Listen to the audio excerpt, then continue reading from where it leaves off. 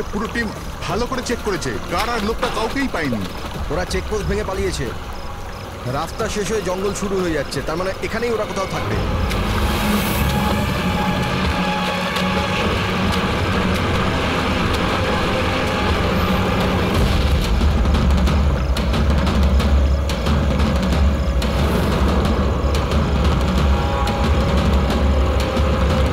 Sir ওই দেখুন, মনে হচ্ছে ওটা অপরাধীদের আড্ডা। হ্যালো, সবাই জঙ্গলের ভেতর চলে এসো।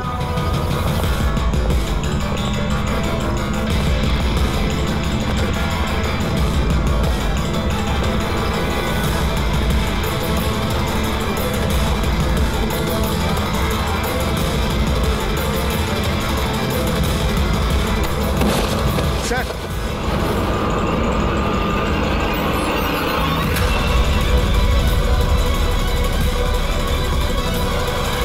ও মাই গড, এ তো মরে গেছে।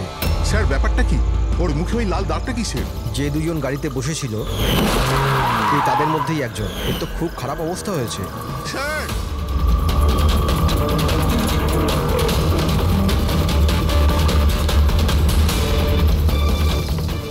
স্যার স্যার এ তো ওই লোকটাই, ওই লোকটার পার্টনার। কিন্তু এর হলো কি স্যার? একই দাগ আছে স্যার। তোমরা একে তাড়াতাড়ি হসপিটালে পাঠাও, ততক্ষণে আমি সিআইডিকে ফোন হ্যাঁ করছি। ওঠাও তাড়াতাড়ি। হ্যালো সিআইডি,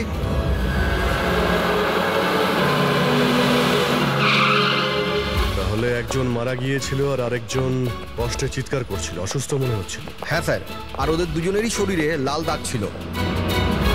স্যার এই হসপিটালে এক্ষুনি কথা হলো এই দ্বিতীয় ব্যক্তির ব্যাপারে। তাহলে হসপিটালের লোকেরা কি বললো? ওর অবস্থা খারাপ, ওনারা বুঝতেই পারছেন না ওর কি হয়েছে। তার মানে ওরা এখনো চিকিৎসা শুরুই করেনি? টেস্ট করেছেন স্যার, কিন্তু বুঝতে পারছেন না কি হয়েছে। দেখছেন অদ্ভুত ব্যাপার, কি হতে পারে ওদের? স্যার এদিকে আসুন।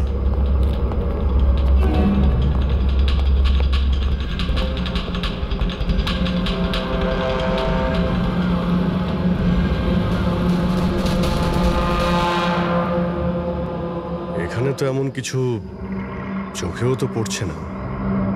আচ্ছা প্রণব, এই বডিতে যে লাল চিহ্ন ছিল সেগুলো ছাড়া কোনো ফেটাল ইনজুরির চিহ্ন ছিল? মানে কেউ ছুরি মেরেছে বা গুলি করেছিল এরকম?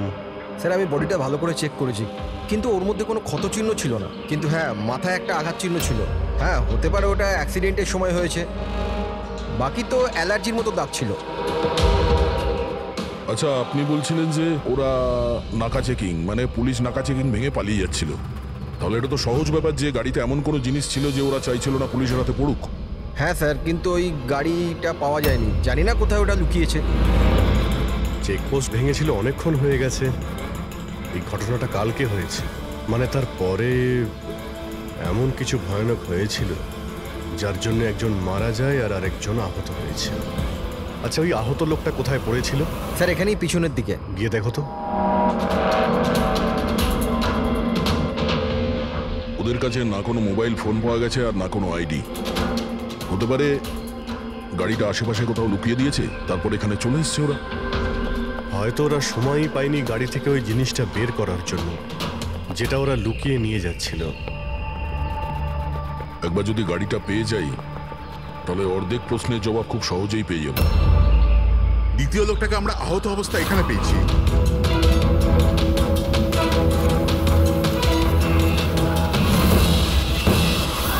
স্যার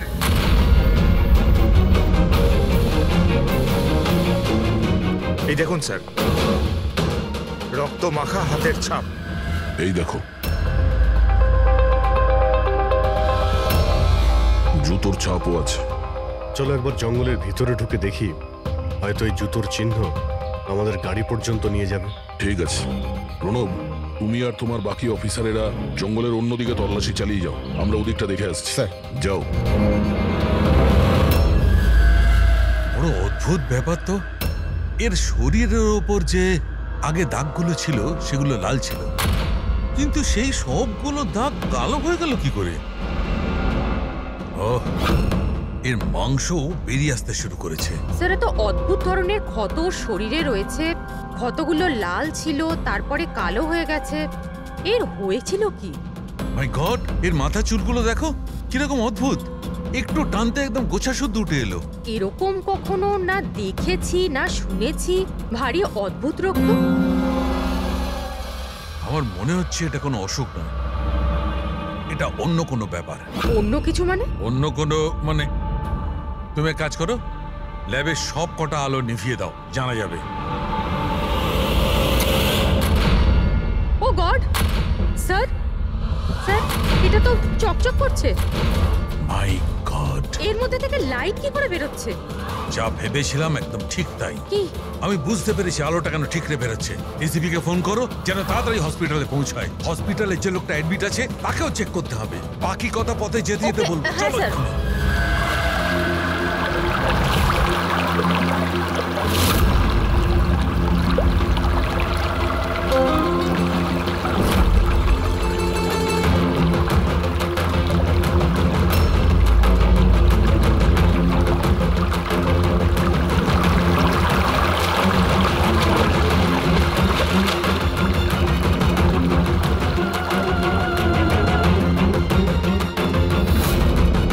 অভিজিৎ,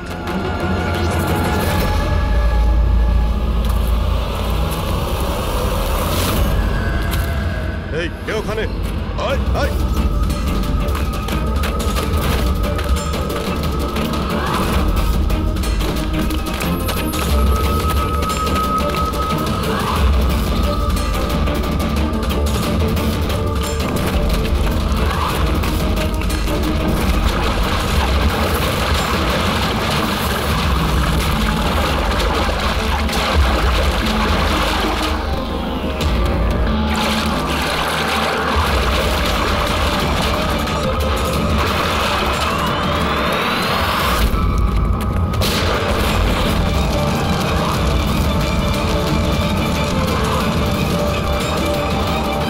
ডক্টর শালুকে আপনার কথা মতো পেশেন্টকে একটা সিকিউর রুমে শিফট করে দিয়েছি। Very good. কিন্তু ব্যাপারটা কি? দেখুন বিশদে ব্যাপারটা আপনাকে পরে বলবো। হ্যাঁ শালুকে, হ্যাঁ ঠিক তো, বস ডাউট তো হচ্ছে। Are you sure? একবার চেক করি। হ্যাঁ ঠিক আছে। কোথায় আছে? আসুন প্লিজ কাম।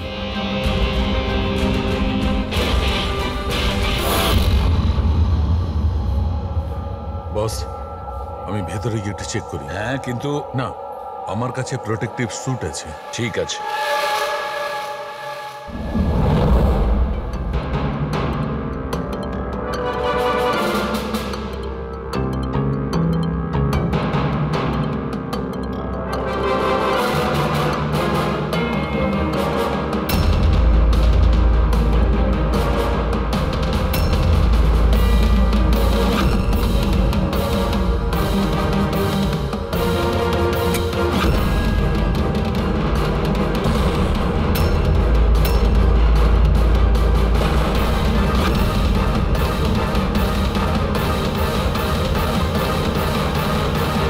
দেখো শালুকে, এ তো তোমার সন্দেহই ঠিক ছিল।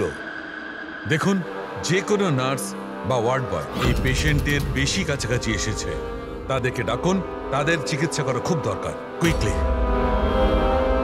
তাড়াতাড়ি চিকিৎসা করতে হবে, কিন্তু কিসের জন্য চিকিৎসা করতে হবে আপনি কিছু বলুন তো। ডাক্তারবাবু, এই রোগীটা খুবই বিপজ্জনক রেডিও অ্যাক্টিভ ম্যাটেরিয়ালের সংস্পর্শে এসেছে। এই যে সিমটমগুলো দেখছেন না, এই সব কটা সিমটম রেডিয়েশন পয়জনের কারণে হয়েছে। Radiation poisoning? হ্যাঁ, এর যে পার্টনার ছিল সে অলরেডি মারা গেছে। এর চিকিৎসা যদি এক্ষুনি করা না হয় তাহলে এর বাঁচাটাও খুব মুশকিল। হায় ভগবান, আমি তো এই পেশেন্টকে কবে থেকে দেখভাল করছিলাম, তাহলে আমার ওই রেডিয়েশন পয়জনিং হয়ে গেছে হয়তো। File control yourself. ডক্টর না না না না, দেখুন ঘাবড়াবেন না।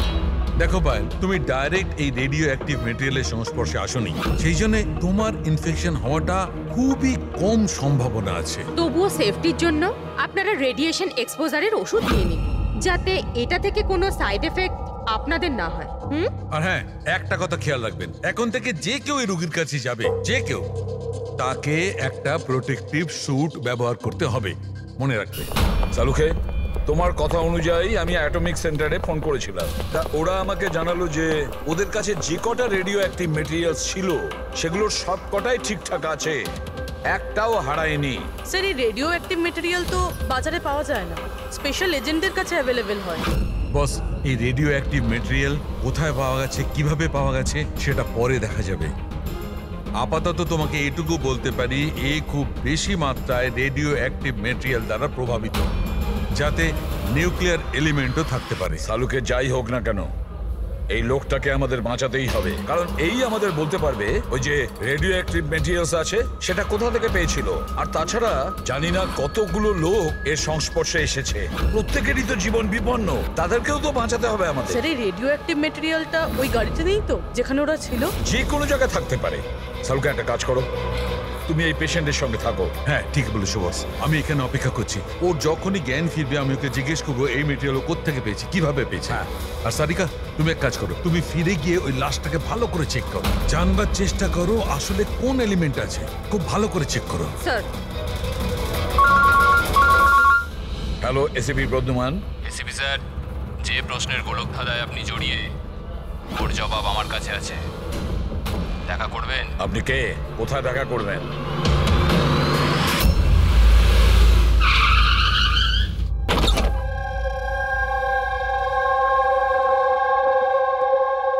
G14 Rukmini apartment. এর কোনো দরকার নেই এসিপি প্রদ্যুমান, আপনার আমাকে ভয় পাওয়ার দরকার নেই। আপনি চাইলে বন্দুকটা নিচে রাখতে পারেন। আপনি কে? Manoj, Intelligence Bureau officer. Intelligence Bureau? আর এইভাবে ডাকলেন? বাধ্য হলাম, অনেকগুলো নিরীহ প্রাণ জড়িয়ে, আর ওদের বাঁচানোর জন্য এটাই দরকার ছিল যে আমরা লুকিয়ে লুকিয়ে দেখা করি। নিরীহ লোকেদের প্রাণের কথা বলছেন মানে ওই রেডিও অ্যাক্টিভ? আগে হ্যাঁ, যখন আপনি অটোমিক রিসার্চ ইনস্টিটিউশনে ফোন করে জানতে চাইলেন, তো আমরা ওখান থেকে অ্যালার্ট পেয়ে গেছিলাম। তাহলে আপনার কাছে সব প্রশ্নের উত্তর আছে? আগে হ্যাঁ স্যার, কিন্তু ওটা টপ সিক্রেট। আশা করি যে সিআইডির দ্বারা এই সিক্রেট লিক হবে না। বলে তো দেখুন। কিছুদিন আগেই একটা ইন্টেল পেয়েছিলাম, দেশেতে নিউক্লিয়ার ডিভাইস এসেছে। কি?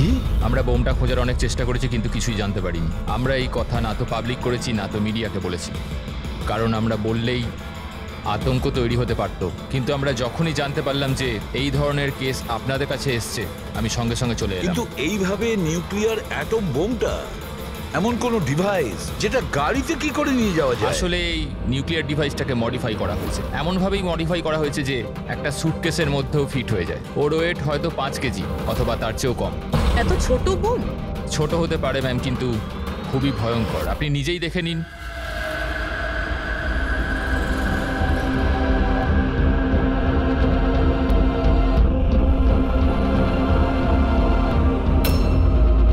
যদি এটা ব্লাস্ট করে যায় স্যার, তো 25 কিলোমিটার রেডিয়াসের মধ্যে শুধু ধ্বংস আর ধ্বংস হবে। 5 কিলোমিটারের রেডিয়াসের মধ্যে যে মানুষ থাকবে সে সঙ্গে সঙ্গে মরে যাবে। আর 20 কিলোমিটার রেডিয়াসের মধ্যে যদি কোনো মানুষ বেঁচেও যায়, তো হয়তো বিকলাঙ্গ হয়ে যাবে, না তো মেন্টালি চ্যালেঞ্জ হয়ে যাবে। ভগবান না করুক যেন এই বোম ব্লাস্ট মুম্বাই না হয়। মুম্বাইয়ের কি অবস্থা হবে আপনি ভাবতেও পারছেন না। দেখুন, যতক্ষণ আমরা আছি, যতক্ষণ এই সিআইডি আছে, ততক্ষণ এই শহরের ক্ষতি কেউ করতে পারবে না। না আমরা কোনো ক্ষতি হতে দেব। ওই নিউক্লিয়ার বোম আমরা ঠিক খুঁজে বের করব।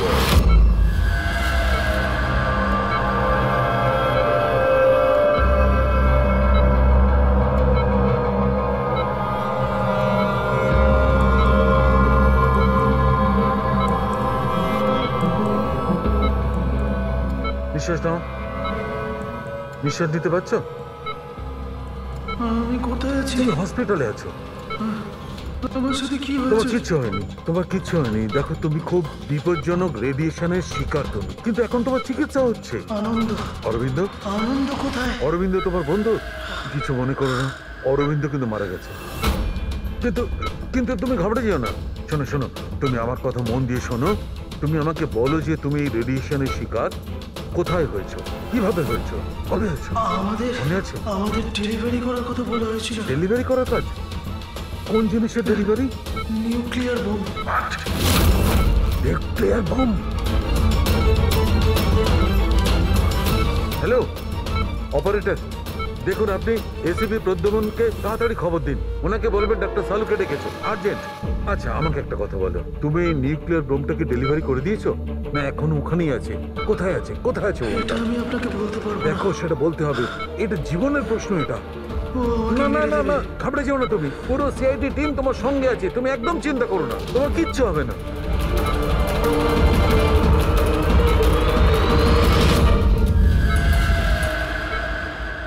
Oh God.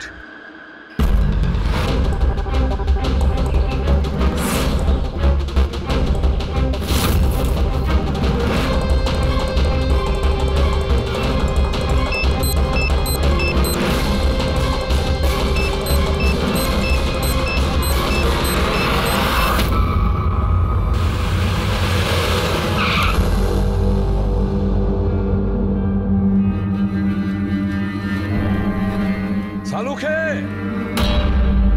ঘুমিয়ে পড়লো নাকি? স্যার, আমার কিছু গন্ডগোল মনে হচ্ছে, আমি ওখানে গিয়ে দেখি।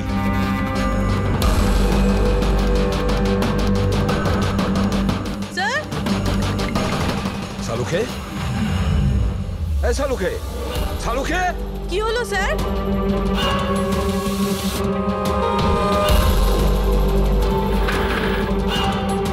স্যার, সালুখে, এই সালুখে, আরে কিছু একটা বলো, কিছু। হ্যাঁ, কি হচ্ছে? এনার জ্ঞান আছে কিন্তু কিছু বলতে পারছেন না। তাড়াতাড়ি ডাক্তারকে ডাকো, সারিকাকেও ডাকো। হ্যাঁ। সালুখে, কিছু একটা বলো, Salunkhe. Sir, sir, sir, sir, আপনি আমার কথা শুনতে পাচ্ছেন? স্যার, স্যার, এটা তো স্ট্রোকের সিম্পটম। What happened? ডক্টর, মনে হয় ওনার স্ট্রোক হয়েছে। সিস্টার, ইমার্জেন্সি রুমের ব্যবস্থা করো right now. Can you hear me? চলো চলো, তাড়াতাড়ি নিয়ে চলো। চলুন। অভিজিৎ, গাড়িতে রেডিয়েশন আছে কিন্তু কম আছে, কিন্তু বোমের কোনো চিহ্ন দেখতে পাচ্ছি না। মানে গাড়ি থেকে বোম বের করে নেওয়া হয়েছে। স্যার, যে লোকটা গাড়ির কাছে দাঁড়িয়েছিল ওর গ্যাংয়ের লোকেরা তোকে মেরে দিল, তাহলে এই বোমটা কোথায় গেল? হয়তো এই গ্যাংয়েরই কেউ বের করে নিয়ে গেছে। এই গাড়ির ফুয়েল ট্যাঙ্কটাও খোলা ছিল। মনে হচ্ছে আমরা যখন এখানে পৌঁছেছিলাম তখন ওরা ডাইনামাইট স্টিক দিয়ে গাড়িটাকে ওড়ানোর চিন্তা করেছিল, যাতে কোনো প্রমাণ না থাকে। বেশ বড় প্ল্যানিং করেছিল ওরা, কোনো প্রমাণই রেখে যায়নি। একটা কথা মাথায় ঢুকছে না স্যার, ওই রেডিও অ্যাক্টিভ জিনিসটা গাড়িতে লিক হয়ে গেল কি করে? হয়তো ওই অ্যাক্সিডেন্টের জন্য চেকপোস্ট থেকে পালানোর পরে ওই গাড়িটার অ্যাক্সিডেন্ট হয়েছিল না, আর তারপরেই ওই রেডিও অ্যাক্টিভ রেডিয়েশনের সিমটমস ওদের মধ্যে হতে থাকে। জানি না এই বোমটা এখন কোথায় আছে আর ওটা কত মানুষের ক্ষতি করবে। যদি ওদের যেখানে বোম পৌঁছানোর কথা ছিল ওখানে যদি পৌঁছে যায়, তাহলে হাজার লাখ লোকের প্রাণের সংশয় আছে। এই ওষুধগুলো ঠিকঠাক সময়। ডক্টর সালুখের শরীর এখন কেমন আছে? স্যার, ইনভেস্টিগেশন তো চলছে। এই প্রসেস কতক্ষণ চলবে? স্যার, আমরা সব রকম ভাবে ওনাকে টেস্ট করে দেখেছি, কিন্তু হঠাৎ করে এরকম স্ট্রোক হলো, কারণটা বুঝতে পারছি না। স্যার, সিকিউর রুমে যে রুগী ছিল ও মারা গেছে। হোয়াট? স্যার, স্যার, রোগী মারা গেছে। সালুনকা স্যারের অবস্থা খারাপ। ওই নিউক্লিয়ার বোমটা কোথায় আমরা জানি না। এখন কি করব?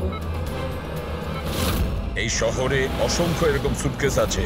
যদি তাড়াতাড়ি ওই বোমওয়ালা সুটকেস খুঁজে না পেয়েছি, তাহলে এমন ক্ষতি হবে যেটা যুগ যুগ মানুষ মনে রাখবে।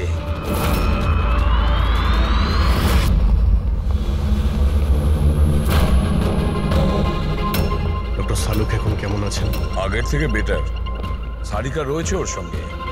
বুঝে উঠতে পারছি না কেন এত তাড়াহুড়ো করে ডেকেছিল, কি বলতে চেয়েছিল, আর আমার পৌঁছানোর আগেই ওর এই অবস্থা। এখন তো ওই রোগীটাও মারা গেছে, আর ডক্টর সালুখের স্ট্রোক হয়ে গেছে। স্যার, এটা কি কোনো কোইন্সিডেন্স? ডক্টর সালুখের স্ট্রোক হলো ঠিক তখনই যখন উনি আমাদের কিছু বলতে যাচ্ছিলেন। কাকতালীয়ই হবে অভিজিৎ। ডক্টর সালুখের স্ট্রোক হয়েছে, কিন্তু ওর ওপর হামলা করেনি। হ্যাঁ স্যার, ওই রোগীর অবস্থা এমনিতেই খারাপ ছিল, ডাক্তার বলেই দিয়েছিল। না, কোনো কাকতালীয় কিছু হয়নি। গন্ডগোল আছে, নিশ্চয়ই কোনো গন্ডগোল আছে। এসিপি স্যার, আমি বুঝতে পারছি যে এখন আপনি ওনার অবস্থা নিয়ে খুবই চিন্তিত রয়েছেন, কিন্তু আমাদের এক্ষুনি কিছু একটা করতেই হবে। যদি এই বোমটা ফাটে তো লক্ষাধিক মানুষের প্রাণ বিপন্ন হবে। আর আমরা ওখানে কার পর্যন্ত পৌঁছানোর আগেই আতঙ্কবাদী বোম নিয়ে চলে গেছে। অন্য কোনো রাস্তা খুঁজতে হবে। বোমটা যে জিনিসের মধ্যে রেখেছে না সেটা খোঁজার জন্য। একটা উপায় আছে স্যার।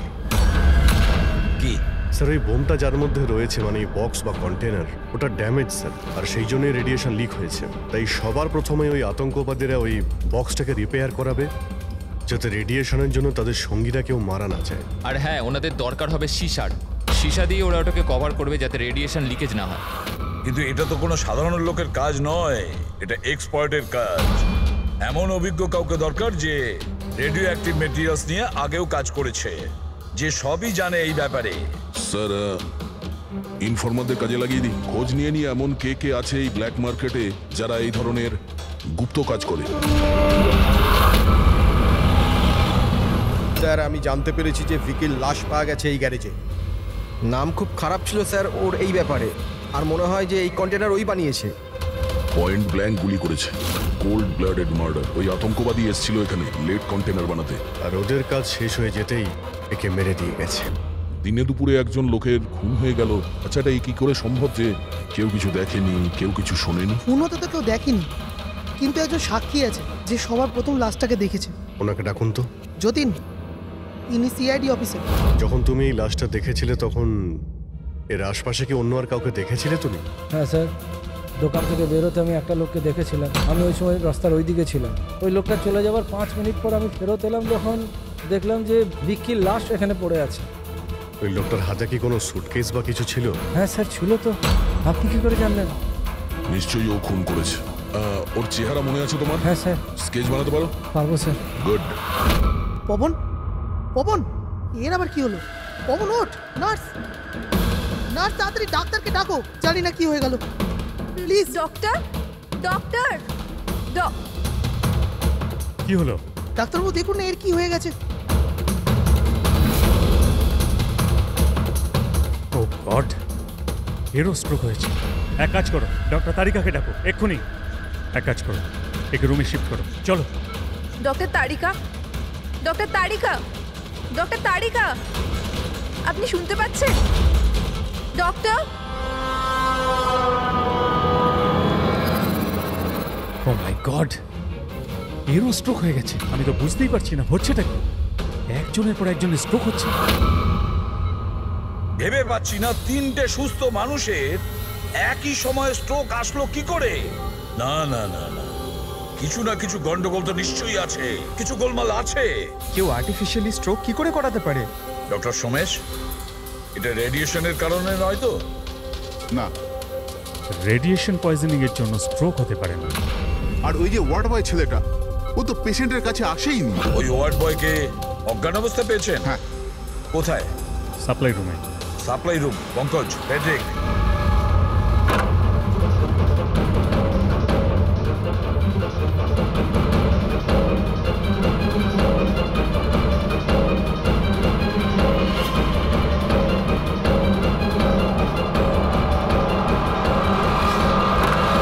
স্যার, সাপ্লাই রুমে কিচ্ছু পাওয়া যায়নি। যা কিছু আছে সেটা এখানেই আছে, যার জন্য সব ঘটেছে। ঠিক আছে, এই রুমটা খুব ভালো করে চেক করো, প্রতিটা কোণা ভালো করে দেখো। ফেডরিক, বেডের নিচে দেখো।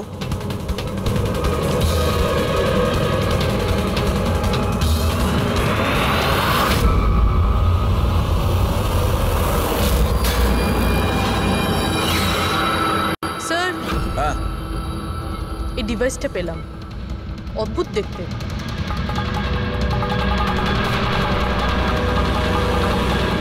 ডক্টর।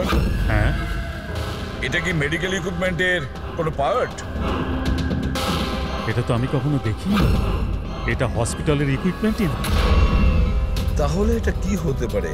আমি কি ওটা দেখতে পারি? নিশ্চয়ই। স্যার, মনে হচ্ছে আমি এই ডিভাইসটা আগে দেখেছি। রাইট, স্পেশাল ফোর্সে এই ডিভাইসটার ব্যবহার হয়। If I am not wrong, এটাকে নিউরাল ডিসরাপ্টার বলে। নিউরাল ডিসরাপ্টার? তার মানে? দেখুন, আমাদের শরীর তখনই কাজ করে যখন আমাদের মস্তিষ্ক বডিকে সিগন্যাল পাঠায়, যেমন ওঠা, বসা, খাওয়া দাওয়া অথবা কথা বলা। আর এই সিগন্যালগুলো আসে নিউরনসের মাধ্যমে। আর এই ডিভাইসটা মস্তিষ্ক শরীরের এই যোগাযোগ নষ্ট করে দেয়, ডিসরাপ্ট করে দেয়। আর যদি এমনটাই হয় তাহলে শরীর মস্তিষ্কের ইশারা বুঝতেই পারবে না, শরীর সম্পূর্ণ অসাড় হয়ে যাবে, মনে হবে যেন স্ট্রোক হয়েছে, কিন্তু আসলে ওটা স্ট্রোক নয়, এই ডিভাইসটার কারসাজি। ময়াঙ্ক, যদি এই ডিভাইস কেউ দূরে নিয়ে যায় তাহলে এর প্রভাব নষ্ট হয়ে যায়। একদমই তাই তো ফেডরিক, একটা কাজ করো, এই ডিভাইসটাকে দূরে নিয়ে যাও আর ডিস্ট্রয় করো, নষ্ট করে দাও এটাকে। Yes sir. এর মানে হচ্ছে এরা তিনজনই ঠিক হয়ে যাবে। হ্যাঁ ডাক্তারবাবু, নিশ্চয়ই, কিন্তু আমরা যদি এটার সাথে আর কিছুক্ষণ থাকতাম তাহলে এর প্রভাব আমাদের ওপরেও পড়তো। আচ্ছা, এই জন্যই এটার প্রভাব সালুখে আর শালিকার ওপর হয়েছে। এর মানে হলো এর প্রভাব ওয়ার্ড বয়ের উপর এই জন্য হয়েছিল কারণ ও 1 ঘন্টা ওই ঘরে ছিল, যেটা এই ঘরের পাশে। এক্স্যাক্টলি ডাক্তারবাবু, যেহেতু আমরা এই ডিভাইসটা ডিস্ট্রয় করে দিয়েছি, এবার তিনজনে তাড়াতাড়ি সুস্থ হয়ে যাবেন। কিন্তু এই ডিভাইস এখানে রাখলো কে? সেই আতঙ্কবাদী গ্যাংয়েরই কেউ। সেই গ্যাং জানতো যে ডক্টর সালুখের কাছে কিছু ইনফরমেশন আছে, আর সেই জন্যই এই ডিভাইসটাকে এখানে সেট করে দিয়ে গিয়েছিল, যাতে সালুখের অবস্থা খারাপ হয়ে যায়। স্যার, স্টাফেদেরকে, কারণ ওরা ছাড়া তো কেউ যাতায়াত করে না। নিশ্চয়ই সে হসপিটালের কোনো স্টাফ যে এই কাজটা করেছে। না এসিপি স্যার, এরকম হতেই পারে না। এটাই হয়েছে ডক্টর সোমেশ, এটাই হয়েছে। আর একটা কথা শুনে রাখুন, যতক্ষণ না ওই অপরাধীকে আমরা ধরতে পারছি ততক্ষণ এই হসপিটাল থেকে কেউ, মানে আপনিও, এখান থেকে বাইরে যাবেন না। এই পুরো হসপিটালের সমস্ত ফ্লোরের সিসিটিভি ক্যামেরার ফুটেজ আমি এখন দেখতে চাই। স্যার, সমস্ত স্টাফেদের লিস্ট দেখা হয়ে গেছে, এখনো কিন্তু কিচ্ছু পাইনি। পাওয়া যাবে ফেডরিক, সিসিটিভি ফুটেজটা তো দেখছি, নিশ্চয়ই এখন কিছু পাওয়া যাবে। পুরবি, একটু পজ কর। কেন জানি না মনে হচ্ছে কোথায় যেন একে দেখেছি আমি, খুব চেনা চেনা লাগছে। কে হতে পারে? ইয়েস, এই দেখো, এই সেই লোক দয়া অভিজিৎ যার স্কেচ করিয়েছে, এই সেই ছেলেটা একজনকে খুন করার পরে ওই বোমওয়ালা সুটকেসটা নিয়ে গিয়েছিল। স্যার, এই নার্সটা কি? আর এরা কি কথা বলছে? সেটা তো আমি জানি না, তবে একটা কথা পরিষ্কার, এই হসপিটালের স্টাফদের মধ্যে যদি কেউ ওদের সঙ্গে যুক্ত থাকে সে হলো এই নার্স। স্যার, এর নাম তো পায়েল। পায়েল কোথায়? ডাকুন ওকে। সিস্টার, পায়েল কোথায়? ওকে এক্ষুনি এখানে ডাকো। পায়েলকে তো অনেকক্ষণ ধরেই দেখা যাচ্ছে না হসপিটালে। স্যার, পায়েল তো হসপিটালে নেই এখন। পায়েল হসপিটালে নেই মানে ও পালিয়েছে। আমি বলেছিলাম না ডক্টর সোমেশ যে হসপিটালের কেউ আমাদের পারমিশন ছাড়া বাইরে যাবে না। তাহলে এই পায়েল গেল কি করে?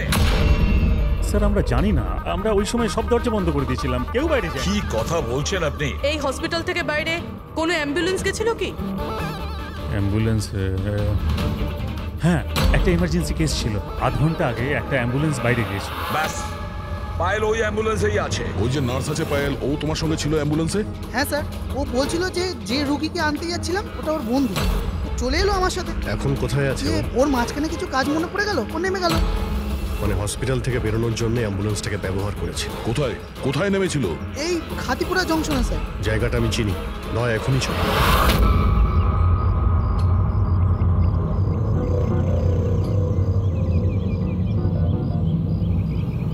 আরে দাদা শুনুন, এই মেয়েটাকে কি দেখেছিলে 1 ঘন্টা আগে এখানে? নার্সের ড্রেস পরেছিল। হ্যাঁ স্যার, আমি একে দেখেছি, আমার অটোতে এসেছিল। এই আধ ঘন্টা আগে ওকে 5 বাতি সিগন্যালের সামনে ছেড়েছি। Thank you. ওই সিগন্যাল থেকে মেয়েটা কোথায় যেতে পারে? এই দেখো, নিশ্চয়ই আশেপাশের কোথাও ভিড়ভাড় এলাকাতেই যাবে এই বোম ফাটার পরে, যাতে অনেক বেশি লোকের ক্ষতি হতে পারে। মল? নিশ্চয়ই মলে গিয়েছে, ওই সিগন্যালের পাশেই তো একটা মল আছে। তারপরে আজকে রবিবার, প্রচুর ভিড় হবে ওখানে।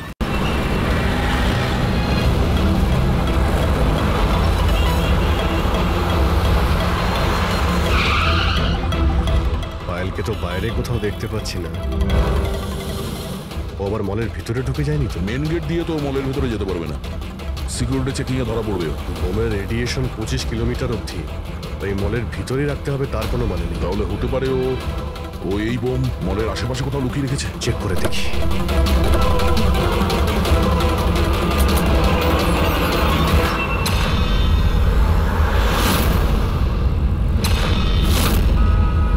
এর সাথে তো ওই লোকটাই আছে স্কেচে।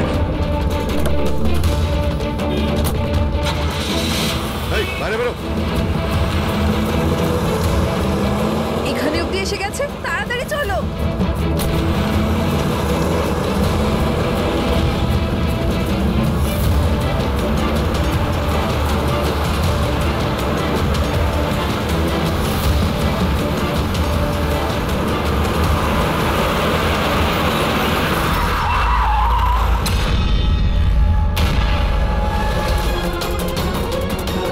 তোদের খেলা শেষ। ব্যাগ দে। নিয়ে নাও। কিন্তু কোনো লাভ নেই, আমি বোম অ্যাক্টিভেট করে দিয়েছি। 1 ঘন্টার মধ্যে এই শহরটাও খতম হয়ে যাবে, আমরাও মরে যাব।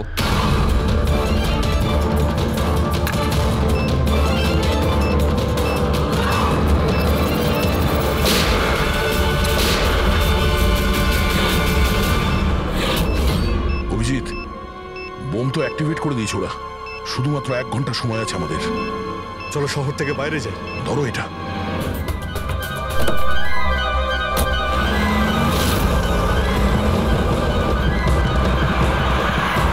শহর থেকে তো অনেক দূরে চলে এসেছি, কোথায় ফেলবো এবার এটাকে?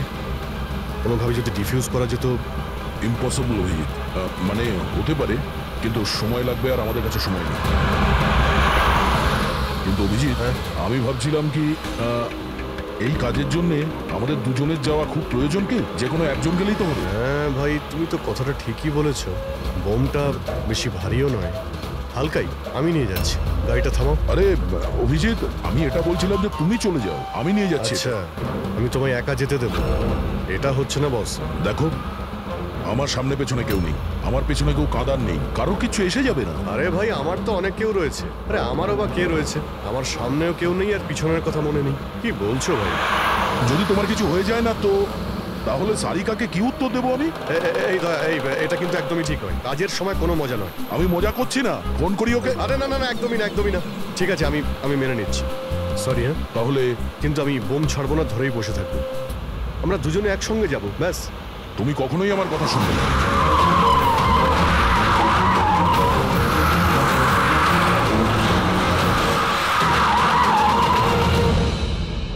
কি হলো? মনে হচ্ছে টায়ারে কিছু প্রবলেম আছে। আরে এই পেছনের টায়ারটা একটু চেক করো। প্রবলেমটা এখনই হতে হলো? সাবধানে।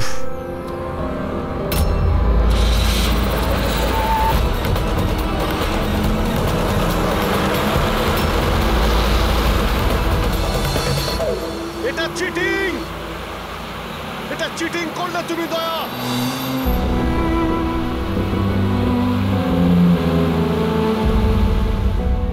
এটা চিটিং।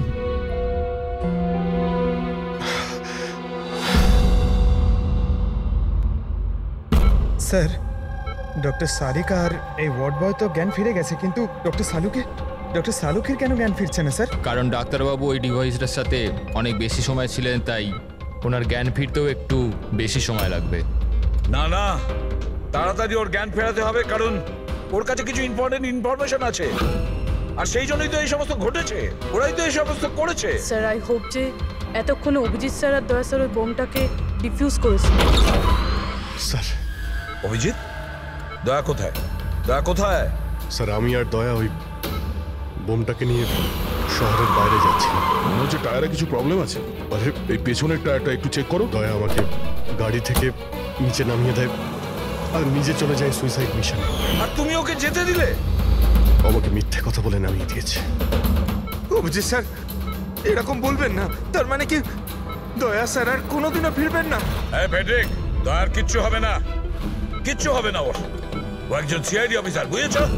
ওকে বাঁচানোর জন্য রাস্তা খুঁজে বের করবো, আমরা রাস্তা খুঁজে বের করবো। রাস্তা তো একটাই আছে স্যার, সময় থাকতে যদি ওই বোমটাকে ডিফিউজ করা যায় তাহলে। কিন্তু বমকে ডিফিউজ সেই লোকটাই করতে পারবে যে পাসওয়ার্ডটা দিয়েছে। আর ওদের সকলেই তো মারা গেছে।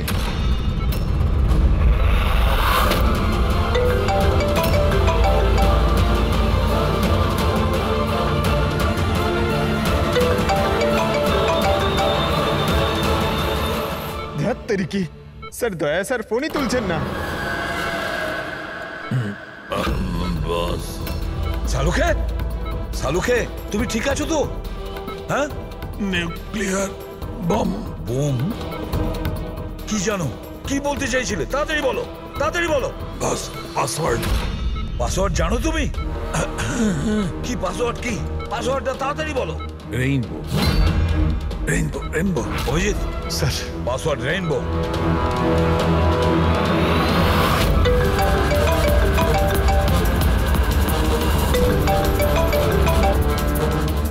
রিং হচ্ছে কিন্তু ফোন তুলছে। আর এই দয়াটাও না, ওকে মেসেজ করে দেখো।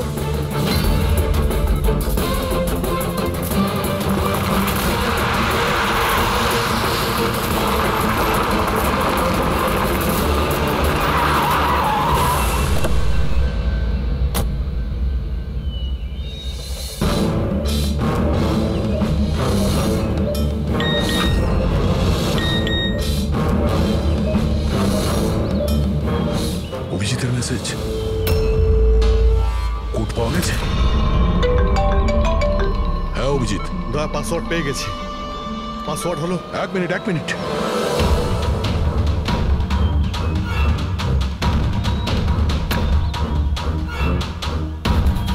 হ্যাঁ অভিজিৎ বলো, কি কোড?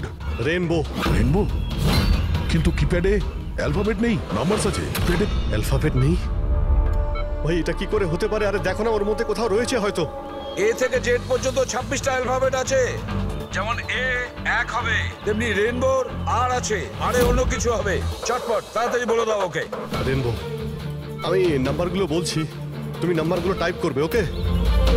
আরে টাইম নেই স্যার, এটা হয় স্যার। দয়া দেখো, আমি নাম্বারগুলো দিচ্ছি, তুমি টাইপ করো। কোন নাম্বার? 18। এক মিনিট এক মিনিট এক মিনিট। হ্যাঁ বলো। 18 19 19 14 14 15 15 23। না অভিজিৎ, বোম ডিঅ্যাক্টিভেট হয়নি। হতে পারে তুমি টাইপ করতে ভুল করেছো, আরেকবার ট্রাই করো। হ্যাঁ অভিজিৎ, ঠিক করেই টাইপ করছি, তাড়াতাড়ি বলো। 6 মিনিট 23 সেকেন্ড বাকি আছে। 18 19 19 14 29। আরে অভিজিৎ, কিচ্ছু হচ্ছে না ভাই। যদি যদি কিপ্যাডের বাটন টিপি তাহলে ওই মিউজিক হচ্ছে। মিউজিক? এই মিউজিক্যাল শব্দটা কিসের? তাহলে কি পাসওয়ার্ড মিউজিক্যাল নয় তো? রেইনবো, রেইনবো একটা মোবাইল টিউন না? দেখো তো। হ্যাঁ, টোন। তাড়াতাড়ি করো ভাই, সময় নেই। এক সেকেন্ড। এই যে স্যার। পেয়েছো? শোনাও শোনাও। দয়া এই টিউনটা শোনো, আর ওর মধ্যে টিউনটা পুট করার চেষ্টা করো। অভিজিৎ, এই মিউজিক তো এখানে কিপ্যাডে বাজছে। এই যে শোনো, এই 1 2 3 4 5 6, না এই 5 নম্বর পর্যন্ত একই মিউজিক বাজছে। তারপরে এই মিউজিক চেঞ্জ হচ্ছে। এই শোনো, 6 7 8 9। না না, দয়া সাবধানে। 5 পর্যন্ত টিউন আছে, তারপরে ড্রামের আওয়াজ আছে। 5 পর্যন্ত ওই টিউনটা আছে না, 1 2 3 4 5। তুমি এই নাম্বারগুলোর মধ্যেই ট্রাই করো। আরে ভাই, আমি কোনো মিউজিশিয়ান নাকি? আমি কিছু বুঝতে পারছি না। এই মানে কি হচ্ছে? আরে দয়া, অপশনগুলো ট্রাই করো। 1 2 3 4 5 আছে, 5 4 3 2 1 করো। 1 3 5 5 4 3 2 1। যে কোনো কিছু র্যান্ডম করো। র্যান্ডম করছি তো ভাই। দয়া ট্রাই করো, কিছু একটা করো।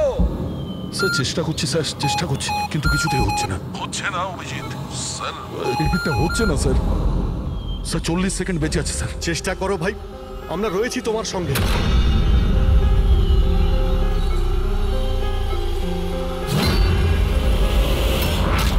মনে হচ্ছে সময় এসে গেছে। তোমার কিচ্ছু হবে না দয়া।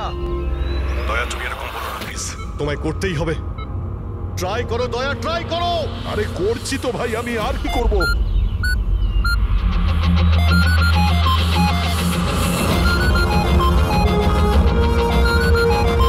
স্যার সময় শেষ হয়ে গেছে স্যার। দয়া!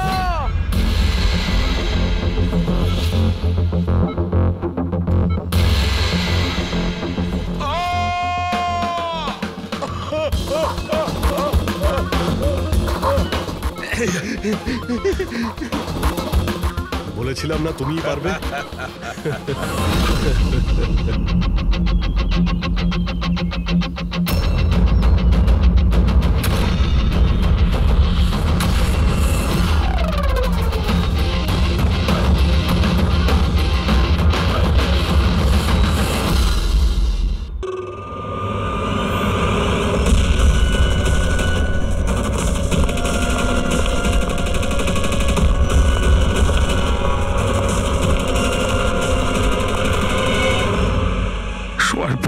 মাথায় যন্ত্রণা কেন হচ্ছে? ডাবল শট কফি নিতে হবে একটা। হ্যাঁ আলিশা, কাজ হয়ে গেছে। Great job. এখন তাড়াতাড়ি ওখান থেকে বেরো। হোটেলের অ্যাকচুয়াল স্টাফ 5 মিনিটে ওখানে চলে আসবে। হ্যাঁ ঠিক আছে, আমি বেরিয়ে যাচ্ছি। By.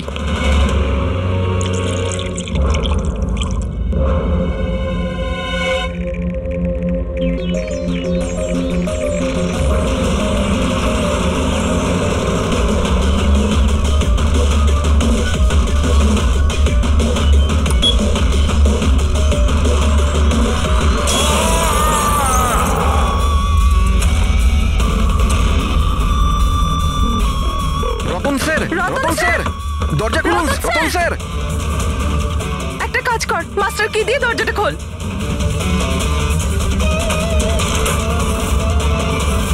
Ratan sir, Ratan sir, Ratan sir.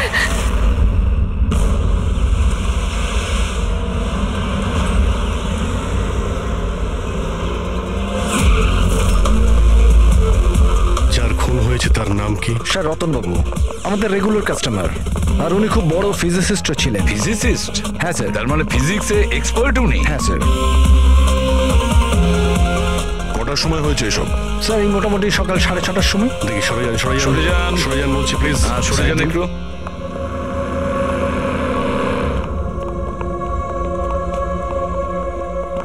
My god, my god, এর বুকের মধ্যে তো দাঁত ঢুকে আছে। যদি ওর মৃত্যু মাইক্রোভেন ব্লাস্ট করে হয় তাহলেই 1, 2, 3, 4, 6 6টা ডাট এর শরীরে এলো কি করে?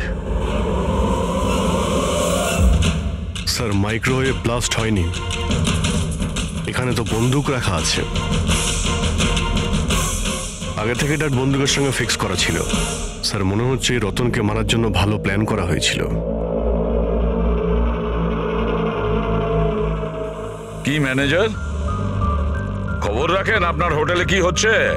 আপনার হোটেলের গেস্টকে কেউ মারার চেষ্টা করেছে মাইক্রোওয়েভে এই ডাট লাগিয়ে।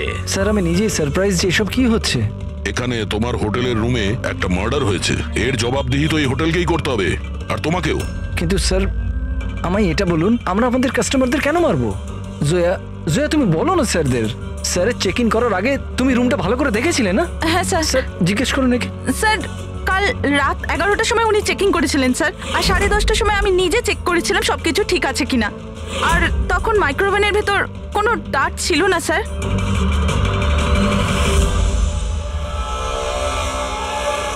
স্যার অর্ধেক খাওয়া পিৎজা স্যার।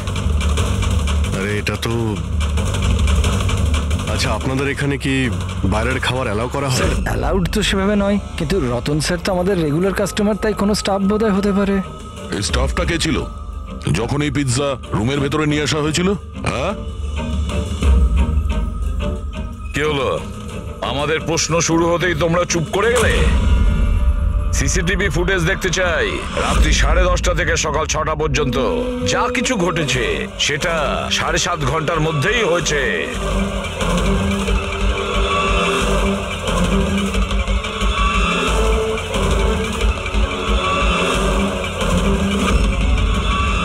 ওই দেখো 10:30টার সময় রতনবাবুর রুমে গিয়েছে, 11:15টায় বাইরে এসেছে, 15 মিনিট।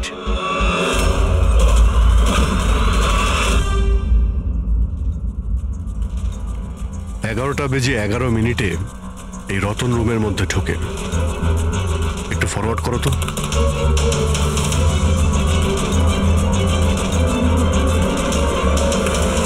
রাত্রি 11:30টার সময় এসেছিল রতনের সঙ্গে দেখা করতে।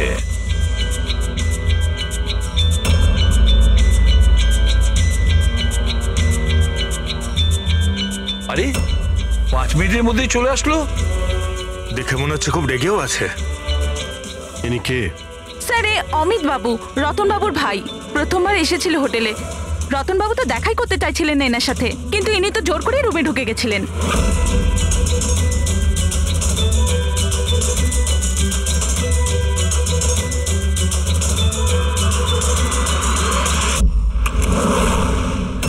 আচ্ছা, তার মানে এই পিৎজা এইভাবে রুমের মধ্যে গিয়েছিল। ফরওয়ার্ড করো তো, ফরওয়ার্ড করো।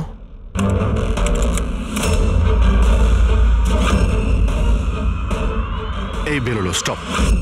2টোর সময়, 12:30টার সময় ও পিৎজা নিয়ে ঢোকে আর 2টোর সময় বেরিয়ে আসে। এই মহিলা কে? হ্যাঁ স্যার এনার নাম সমিতা। ইনি রতন বাবুর খুব কাছের বন্ধু। প্রায় প্রত্যেক উইকেন্ডে উনি দেখা করতে আসেন।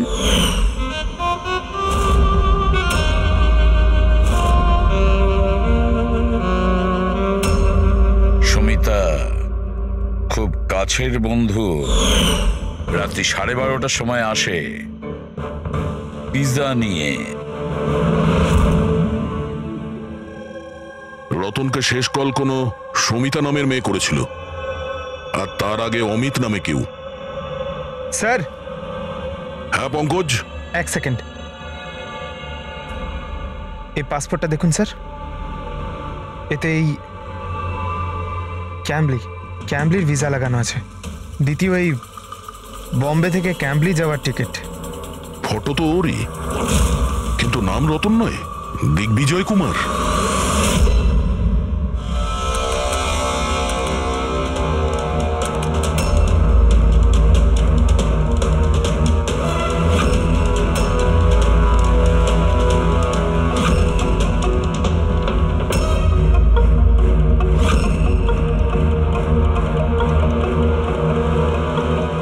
সকাল 6টার সময় হোটেলের স্টাফ মেম্বার রতনের রুমে যায় আর 6:30টায় বাইরে আসে। তার মানে রতনের মৃত্যুর আগে। এই স্টাফ মেম্বারের নাম কি জানি না স্যার। কে? আপনি আপনার স্টাফকেও চেনেন না? হ্যাঁ স্যার এ আমাদের স্টাফ নয়। আমি খোঁজ নিচ্ছি স্যার, দেখছি। মুকুল খোঁজ নাও, এই লোকটাকে কোনো নতুন স্টাফ জয়েন করেছে কি? স্যার একটা কথা বুঝতে পারছি না, এই রতন একজন ফিজিসিস্ট ছিল, দেশের স্পেশালাইজ স্পেস প্রোগ্রাম নিয়ে কাজ করছিল, তাহলে জাল পাসপোর্ট কেন বানালো? সেটাই তো, কেউ কোনো ফিজিসিস্টকে মারার জন্য এত লম্বা প্ল্যান কেন করবে? পুরবি, এই ল্যাপটপ চেক করো একটু রতনের। স্যার আমি সব রেকর্ড চেক করে নিয়েছি। এই লোকটা হোটেলের কোনো ডিপার্টমেন্টে কাজ করে না। ইনি তো কোনোদিন স্টাফই ছিলেন না। আমার তো মনে হয় ইনি বাইরের লোক। এই দেখো, বাইরের কোনো অচেনা লোক এখানে আসে, হোটেলের স্টাফ হয়ে ঘুরে বেড়ায়, এই আপনাদের সিকিউরিটি? হ্যাঁ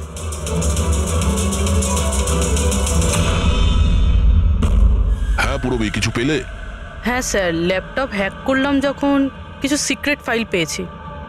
গুপ্ত ইনফরমেশন রয়েছে দেশের সুরক্ষা সংক্রান্ত।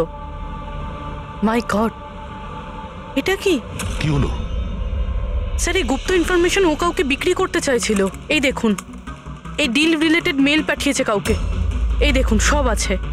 এক্স্যাক্টলি এই গুপ্ত ইনফরমেশনটা কি যেটা রতন বেচতে চাইছিল? স্যার আমাদের দেশের বর্ডারে কতজন সৈন্য রয়েছে, আর্মিদের কাছে কি কি ওয়েপেন আছে, সৈন্যের দল কোন কোন এরিয়াতে আর কোথায় কোথায় রয়েছে, সব ইনফরমেশন রয়েছে। যদি এই ইনফরমেশন কোনো ভুল লোকের হাতে পড়ে যায় তাহলে দেশের সুরক্ষার ক্ষতি হতে পারে। কিন্তু স্যার এই মিলিটারির কনফিডেন্সিয়াল ফাইলও পেল কোথা থেকে? অবভিয়াসলি পঙ্কজ, কোনো সাধারণ লোকের কাছে তো এই ফাইল থাকবে না। এই ক্লাসিফাইড ফাইলস আর এই ডুপ্লিকেট পাসপোর্ট এর দিকেই ইশারা করছে যে এই রতন কোনো ফিজিসিস্ট ছিল না। এ কোনো শত্রু দেশের গুপ্তচর ছিল, যে নিজের কাজ করার পরে এই নকল পাসপোর্টের সাহায্যে দেশ ছেড়ে পালিয়ে যেত সারা জীবনের জন্য। স্যার এ তো অ্যাপ্রন খুলে ফেলে বাইরে বেরিয়ে যাচ্ছে। ফোনেও কথা বলছিল, মনে হয় ওর পার্টনার হবে।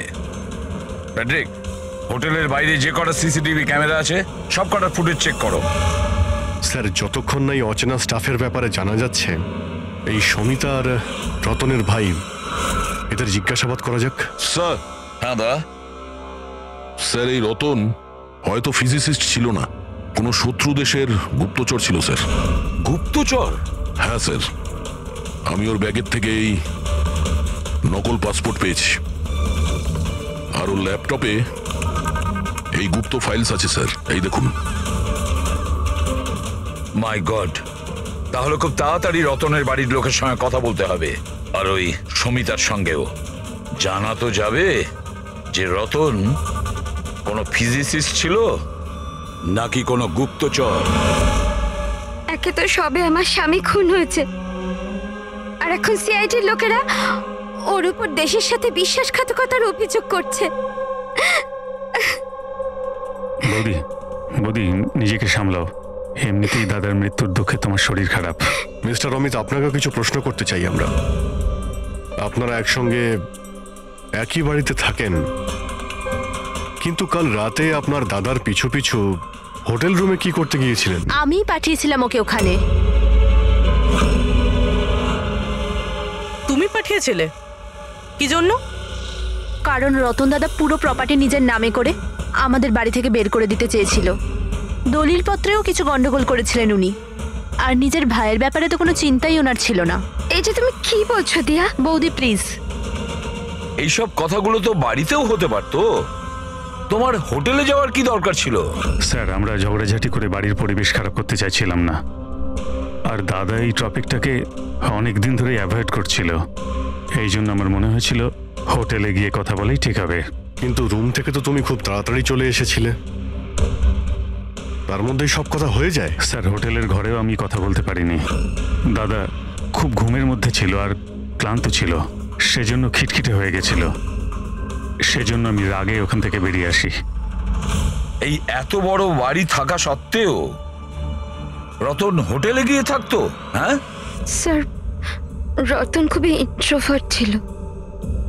ও সবসময় একলাই থাকতে চাইতো, যাতে ওর কাজে ও আরো বেশি করে মন দিতে পারে। বাড়িতে থাকলেও ও প্রায় ওর ঘরেই থাকতো।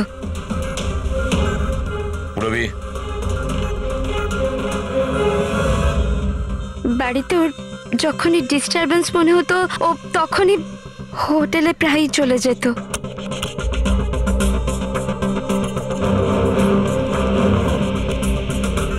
আচ্ছা, এই সমিতাকে?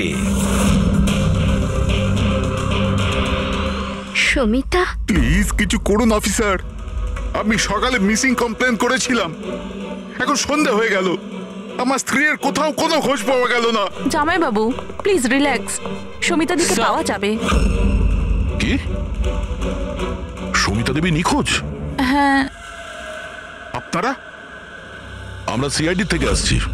ভালো হয়েছে আপনারা এসে গেছেন, এরা তো কিছু করতে পারছে না। এবারে আপনারাই খোঁজ করুন, আমার স্ত্রী কোথায়? আমরা তো খোঁজ করবই, একটা খুন করে পালিয়েছে ও। কি?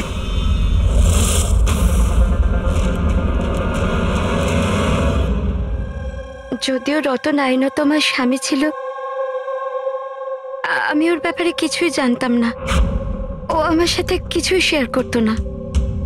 ওর জীবনের প্রতিটা মুহূর্ত আমার কাছে রহস্যের চেয়ে কিছু কম ছিল না। এই সমিতাকে আমি কিছুই জানি না, আমি এই নামটাও শুনিনি। এমনকি ও কোথায় থাকে, কি কাজ করে, আমি কিছুই জানি না। এটা ওই হোটেল করিডোরের ফুটেজ। কাল বাড়ি থেকে কোথায় যাবার জন্য বেরিয়েছিল সুমিতা? বাড়ি থেকে অফিস যাবার জন্যই তো বেরিয়েছিল। অফিস থেকে বেরিয়ে কোথায় গিয়েছিল কিছুই জানি না। আচ্ছা, কালকে ডিনারে কি খেয়েছিল Ratan? Plane cheese pizza.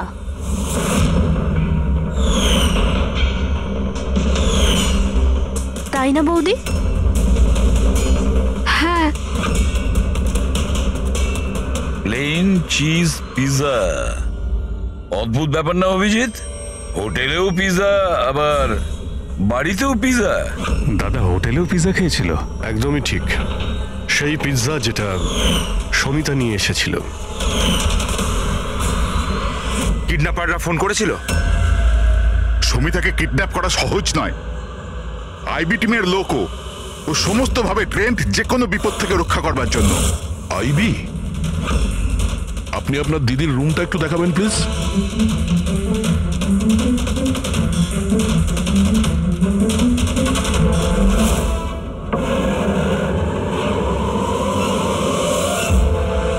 Sir, এটাই হলো দিদির ঘর।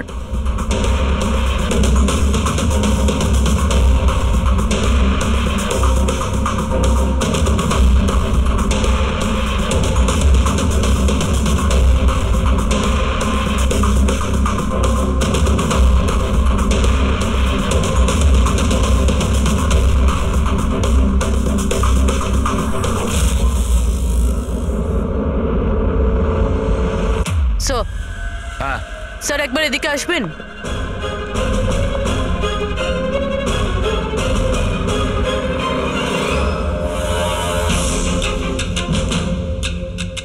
এই দেখো,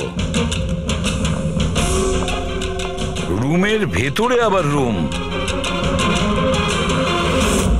স্যার, এদিকে আসুন। এই দেখুন, এই কম্পিউটার হ্যাক হয়েছে স্যার। একটা কাজ করো, পুরো ঘরের তল্লাশি নাও। দাড়ি আর উইগস, ওহো, প্রস্থেটিক্স। অভিজিৎ, দেখছো এসব? হ্যাঁ স্যার। আর এই লকারে ক্লাসিফাইড ফাইলস, মনে হচ্ছে অনেকদিন ধরেই এর তদন্ত চলছিল। শুধু তাই নয় স্যার, কেউ তো আছে যে ওর ওপর নজর রাখছিল, ওর কম্পিউটারের এক একটা অ্যাক্টিভিটির ওপর নজর রাখছিল। কম্পিউটারটা হ্যাক করা হয়েছে। কে করেছে খোঁজ নাও।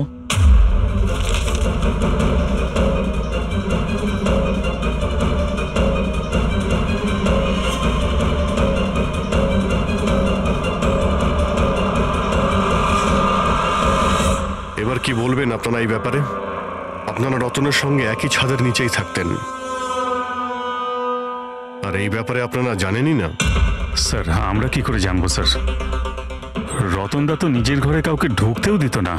এমনকি স্যার কাজের লোককেও নয়, পরিষ্কারও স্যার উনি নিজেই করতেন। তাহলে ম্যাডাম, আপনি আপনি কি বলতে চাইছেন?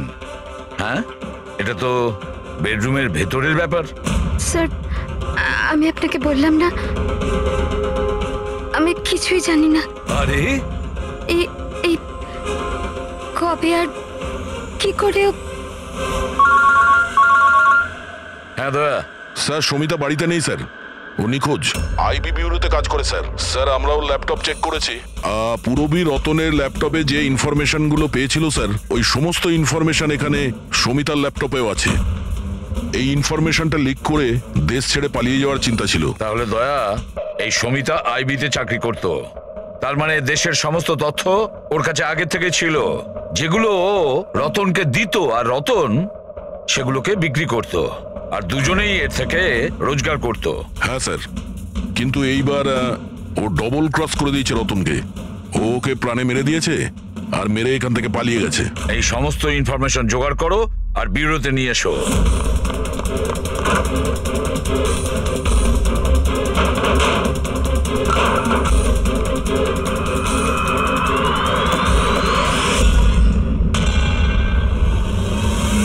স্যার, স্যার,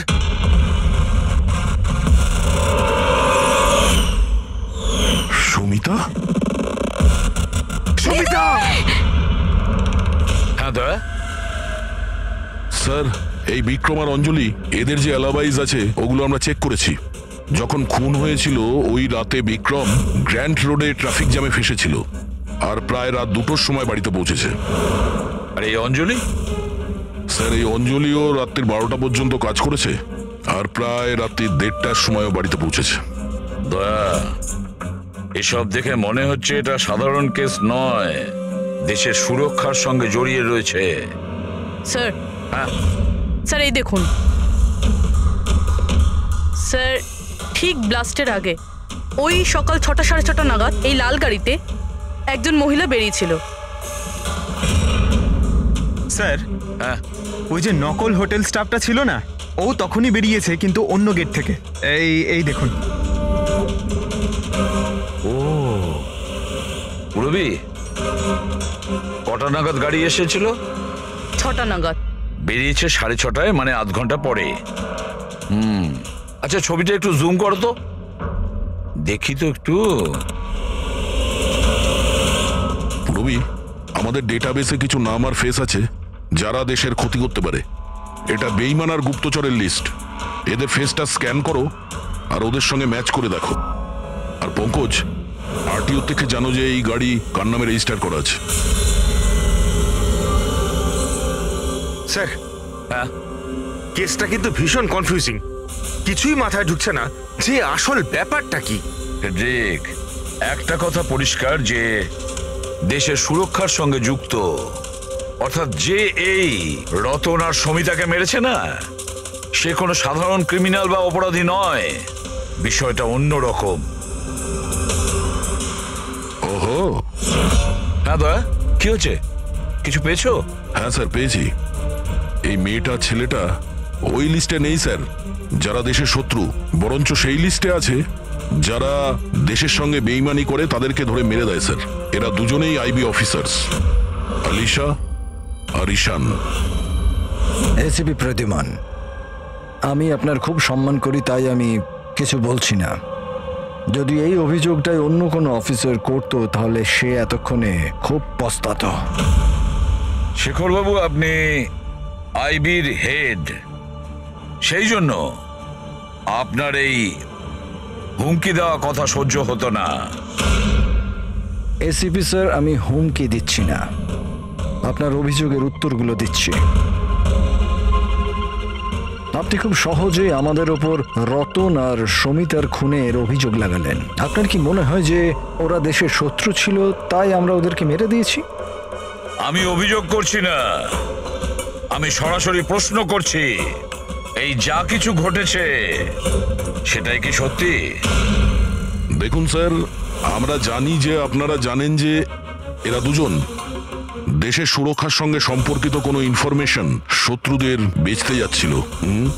আর এটাও আমরা জানি শেখর বাবু যে যে মুহূর্তে রতনকে খুন করা হয় সেই সময় ঈশান আর আলিশা দুজনেই উপস্থিত ছিল।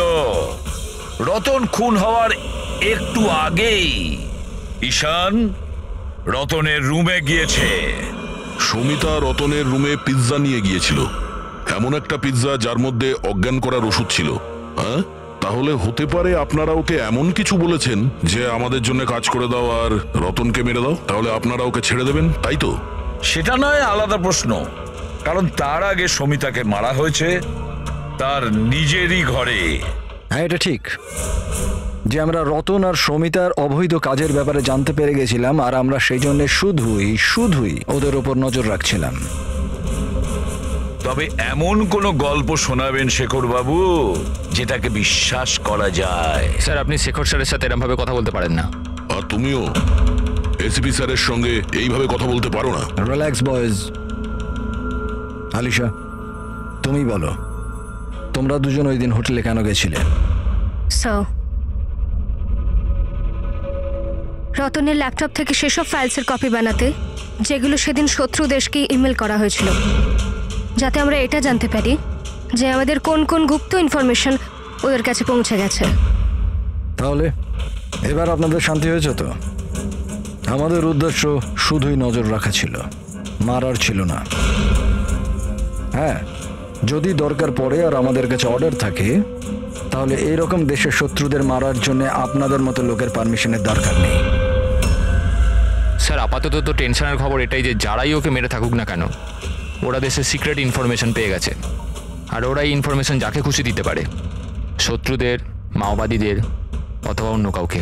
তবে হ্যাঁ, যদি আমরা ওই মানুষটাকে পেয়ে যাই যে ওদের দুজনকে মেরেছে, যার কাছে দেশের ইনফরমেশনগুলো আছে, তাকে মারবার আগে আমরা এক মুহূর্তও ভাববো না। আর এটা আমরা পুরো বিশ্বাস করি যে আইবি পৌঁছানোর আগে সিআইডি ওখানে পৌঁছে যাবে।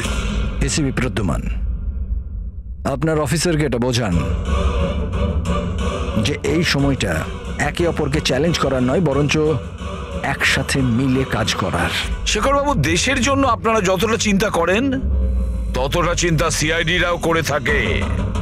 তবে একটা কথা মনে রাখবেন, যতক্ষণ না এই কেসটা সলভ হচ্ছে ততক্ষণ আপনারা ওই বেঈমানের কাছে পৌঁছতে পারবেন না। সুমিতা ওই বিশেষ ইনফরমেশনটা লিক করে রতনকে দিয়েছিল, আর রতন ওই ইনফরমেশনটা কাউকে বিক্রি করতে যাচ্ছিল। কিন্তু তার আগেই রতন তার বেইমানির কাজটা শেষ করে ফেলুক, কেউ সমিতাকে রতনকে খুন করার প্ল্যানে অংশীদার করে নেয়। আর ওটা যদি ঈশান না হয়, তাহলে যেই হোক স্যার ওকে খুব তাড়াতাড়ি খুঁজে বার করতে হবে। আর ওই সমিতাকেও মেরেছে। হ্যাঁ বলো সালুকে। কি কি সালুকে, আবার কি নতুন শুরু করলে? কেন? যখন আমরা নিজেদের চোখে ওই সিসিটিভি ফুটেজে দেখলাম রাত্রি 12:30টার সময় সমিতা ওই হোটেলে ছিল, আর তুমি বলছো যে ওটা সমিতা ছিল না, তাহলে ওটা কে ছিল? রতনের মৃত্যু কি করে হয়েছে?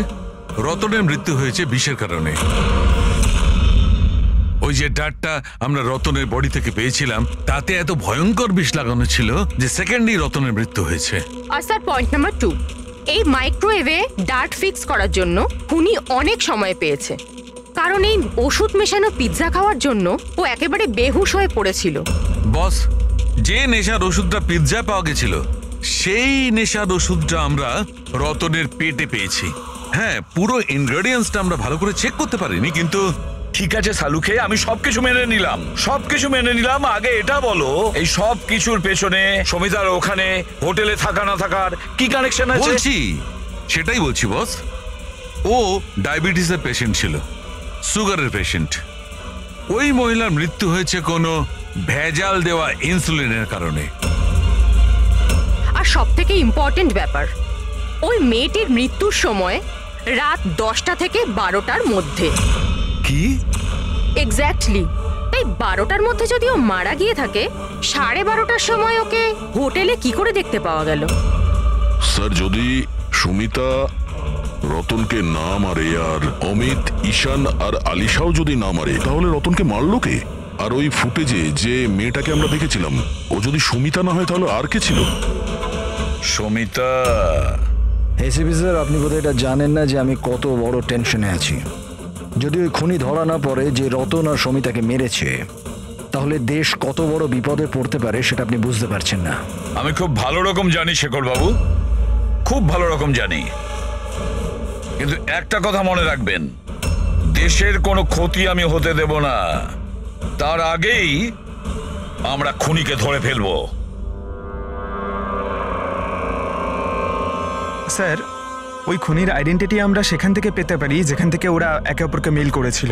হ্যাঁ পঙ্কজ, আমার তো এটাও মনে হচ্ছে যে নিশ্চয়ই কোনো আশেপাশের লোক হবে যে সমিতা আর রতন এদের দুজনের ছোট ছোট অভ্যাসগুলোর ব্যাপারেও পুরো জানতো। হ্যাঁ স্যার, যেমন ধরুন সকালে উঠেই রতন মাইক্রোওয়েভে কফি বানাতো। আর সমিতাকে ইনসুলেন্সের ইনজেকশন পৌঁছে দেওয়া, সেটা তো কাছেরই কেউ করতে পারে। আর খুনি এটাও জানতো যে এই অঞ্জলি আর বিক্রম রাত 1টার আগে বাড়িতে ফিরবে না। তাহলে খুনি কে হতে পারে স্যার? স্যার, একটা কথা বুঝলাম না, এই রতনার সমিতা একে অপরকে 2 বছর ধরে চেনে, দেশদ্রোহিতা করার কথা 3 সপ্তাহ আগে ভাবলো, এরকম হঠাৎই? হ্যাঁ স্যার, ব্যাপারটা কিরকম অদ্ভুত স্যার। এই 3 সপ্তাহ আগে এদের তো কোনো রেকর্ডও ছিল না গুপ্ত খবর পাচার করার জন্য। এসবের সাথে তৃতীয় বেইমানের কি সম্পর্ক? We are running out of time. হ্যাঁ স্যার, আমরা সমস্ত প্রমাণের তালা খুলে ফেলেছি, কিন্তু আমরা সেই দরজাটা খুঁজে পাইনি যেটা আমাদের তৃতীয় গুপ্তচরের কাছে নিয়ে যাবে। আছে, তৃতীয় দরজা আছে, আর এই তৃতীয় রাস্তাই আমাদের গুপ্তচর পর্যন্ত পৌঁছে দেবে। সেটা কি? ওই দরজার নাম পিজা। পিজা। ওই মহিলা যে কালো চশমা পড়েছিল, মাথায় কোকড়ানো চুল, পিজা নিয়ে গিয়েছিল সমিতা সেজে, সেদিন ও পিজা নিয়ে এসেছিল বাইরে থেকে হোটেলের ভেতরে। আর ওটাও এই জন্যই করেছে যে ওর ওই পিৎজার মধ্যে ঘুমের ওষুধ মেশানো দরকার ছিল। যদি হোটেলে অর্ডার করতো তাহলে ও সুযোগও পেত না এবং সময়ও পেত না ওই ওষুধটাকে পিৎজার মধ্যে মেলানোর জন্য। আর হোটেলের লোকেরাও কিছু বলেনি, কারণ ওরা ওকে চেনে। দয়া, ওই হোটেল রয়্যালের আশেপাশে ওই পিজালো ব্র্যান্ডের যে কটা দোকান আছে, সেখানে খোঁজ নাও, সবকিছু পরিষ্কার হয়ে যাবে।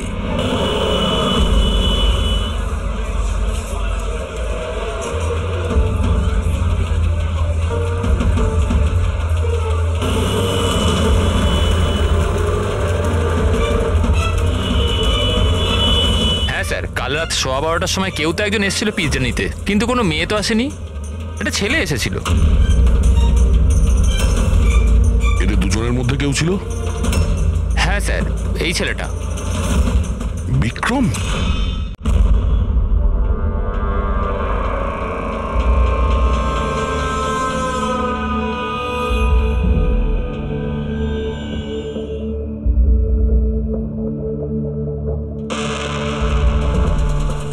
ব্যাপারটা কি? সারিকা, প্লিজ এদিকে এসো। ইয়েস সারিকা, এই দুটো স্লাইডসেই পিৎজা স্যাম্পল আছে। এটাতে ওইটা আছে যেটা ওর পেট থেকে পেয়েছি। এটা হচ্ছে পিৎজা সেই টুকরোটা যেটা অ্যাকচুয়াল টেবিলে রাখা ছিল।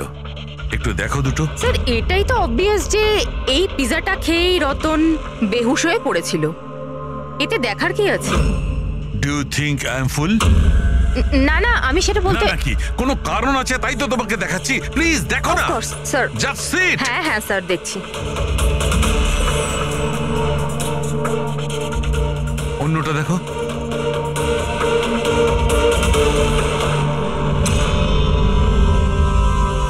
কি তার মানে এই পিজাটা খেয়ে বেহুশ হয়নি? এক্স্যাক্টলি, আমি তোমাকে সেটাই দেখাতে চাইছিলাম। তাহলে কি খেয়েছিল?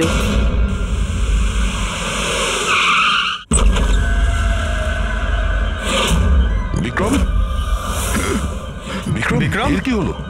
এই বিক্রম, ফ্রেডি, তাড়াতাড়ি অ্যাম্বুলেন্সে ফোন করো। এই কোন জিনিসের দিকে ইশারা করছে? ফোনে? হ্যাঁ, কি আছে এই ফোনে? 5 মিনিটে অ্যাম্বুলেন্স আসছে। Good good good. সরিতা আর রতন একসাথে? স্যার, ফটো দেখে তো মনে হচ্ছে ওরা একে অপরকে খুব ভালোবাসে। 1 মাস আগের ফটো। দুজনে প্রেম করতো না গুপ্তচর ছিল?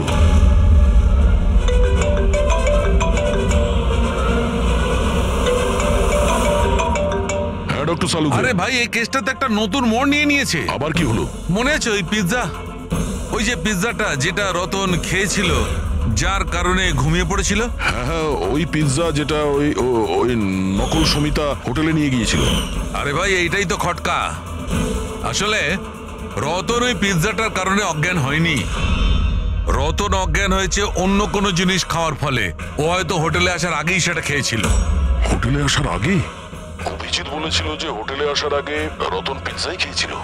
আচ্ছা, কালকে ডিনারে কি খেয়েছিল রতন? প্লেন চিজ পিৎজা, তাই না বৌদি? হ্যাঁ।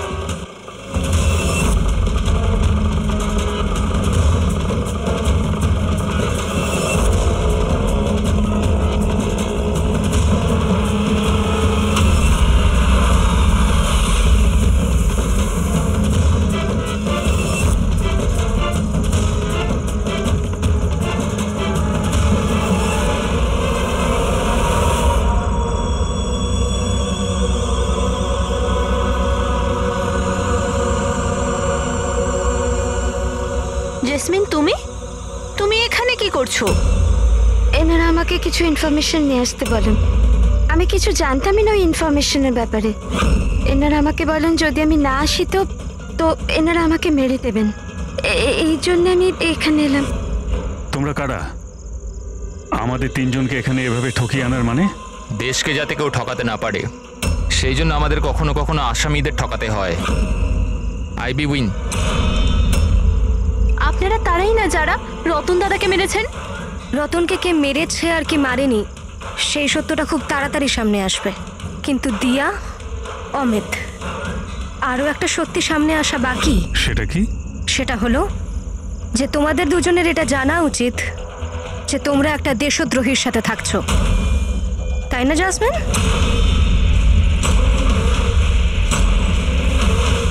ও হোয়াট ননসেন্স! তোমরা আমাকে দেশদ্রোহী বলছো? রতনকে অজ্ঞান করার খাবারটা তুমিই খাইয়েছিলে তো, যেটার জন্য ও পরে মরে গেল। এবার এতেই তোমার ভালো হবে যে তুমি তাড়াতাড়ি নিজের অপরাধ স্বীকার করে নাও। কি বলছো তোমরা? আমি এসব কিছুই করিনি। কোন অজ্ঞান করার ওষুধ? আমি আমার স্বামীকে কেন মারবো? হ্যাঁ, কেন আমি ওকে অজ্ঞান করার ওষুধ দেব? অমিত, তুমি কেন চুপ করে আছো? হ্যাঁ, তুমি তো সেদিন আমার সাথেই ছিলে যখন আমি রতনকে খেতে দিয়েছিলাম। তাহলে তুমি কেন কিছু বলছো না? চুপ করে আছো কেন? কিছু বলো না। সমস্ত চেষ্টা ব্যর্থ তোমার। নিজের দেওরের কাছ থেকে সত্যি কথা বলানোর চেষ্টা করো না, কারণ ওর মুখ খুলবেই না। এই সমস্ত প্ল্যানটা ওই করেছে। বিক্রমকে চেনো? কে বিক্রম?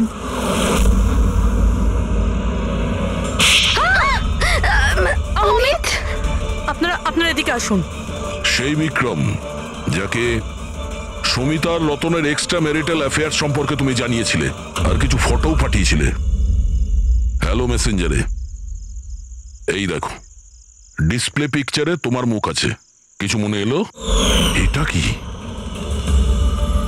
এই সমিতার রতনের ফটোগ্রাফস বিক্রমকে হ্যালো মেসেঞ্জারে জেসমিন পাঠায়নি, অন্য কেউ পাঠিয়েছে।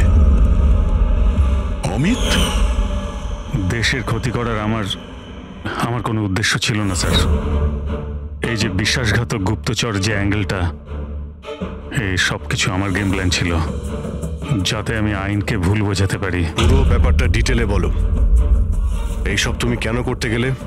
স্যার, এই সব কিছু একটা গেম প্ল্যান ছিল, যাতে রতনের মৃত্যুর অভিযোগ আমার ওপর না আসে আর সমিতার মৃত্যুর অভিযোগ বিক্রমের ওপর না যায়। সেজন্য আমি বিশ্বাসঘাতক গুপ্তচরের গল্প পেতেছিলাম। কিন্তু রতনকে মারতে কেন চাইছিলে তুমি? হ্যাঁ, ও আমাকে আর দিয়াকে এই বাড়ি থেকে বাইরে বার করে দিতে চাইছিল। যদি এটা ও করে দিত আমি তাহলে কিচ্ছু করতে পারতাম না।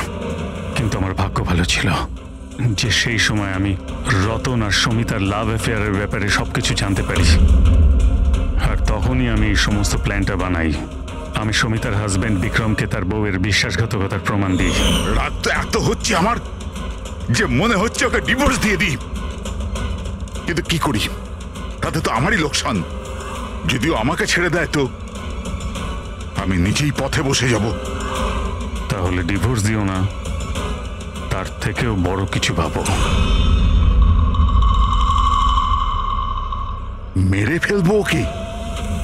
তারপর আমি আর বিক্রম রতন আর সমিতার কম্পিউটারে ওদের নামে ইমেল অ্যাকাউন্ট বানাই। রতনের নামের ইমেল আমি পাঠাতাম আর সমিতার নামের বিক্রম। ওই রাতে হোটেলে বিক্রমই সমিতা সেজে গিয়েছিল। যখন ও ঘরের ভেতর ঢুকেছিল তো ও দেখলো যে রতন গভীর ঘুমের মধ্যে আছে।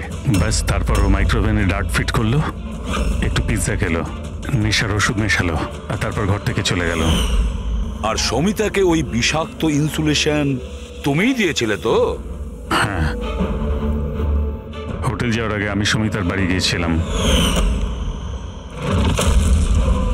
হ্যাঁ বলুন, আপনি কে? তোমাকে মুক্তি দিতে এসেছি। মানে? দুজন লোককে ভালোবাসা তো ভালো কাজ নয় সমিতা দেবী। হোটেলের রুমে রতনের সঙ্গে কেন দেখা করতে গিয়েছিলে? কারণ তুমি তো অনেক আগে থেকে এসব প্ল্যান করে রেখেছিলে। ও আমাকে বাড়ি থেকে বার করে দিতে চেয়েছিল ঠিকই, কিন্তু ছিল তো আমারই দাদা। শেষ সাক্ষাৎ তো দরকার ছিলই। আর এই সব কিছুই আমাকে আমার প্ল্যানে সাহায্য করেছে। আমি বিক্রমকে আগে থেকে ইনফর্ম করে দিই যে রতন ঘুমের ঘরে আছে আর কিছুক্ষণের মধ্যে শুয়ে পড়বে। আর তুমি ভাবলে যে সিসিটিভি ফুটেজও অনেক লোক দেখবে, আর তার মধ্যে যদি তোমাকে দেখা যায় কেউ সন্দেহ করবে না, সেজন্যই তো আমি সব বিশ্বাসঘাতক গুপ্তচরের খেলা খেলেছিলাম, যাতে আপনারা সব এর মধ্যেই মাথা ঘামাতে থাকেন। কিন্তু যখন এই আইবিরা এর সঙ্গে যুক্ত হয়ে গেল, বিক্রম ভয় পেয়ে গেল, আর এই জন্য তুমি ওকে প্যারালাইজ করে দিয়েছি। আর কোনো উপায় ছিল না আমার কাছে। এটা তুমি কি করলে অমিত? টাকার জন্য নিজের ভাইকে তুমি মেরে দিলে। অমিত, সম্পত্তি আর টাকার লোভে তুমি তোমার আপন ভাইকে খুন করে দিয়েছো। আর তাছাড়াও আইনের সাথে আর দেশের সুরক্ষাকেও বুড়ো আঙ্গুল দেখালে তুমি। খুব ঘৃণ্য অপরাধ করেছো তুমি। আইন তোমাকে কঠোরতম শাস্তি দেবে।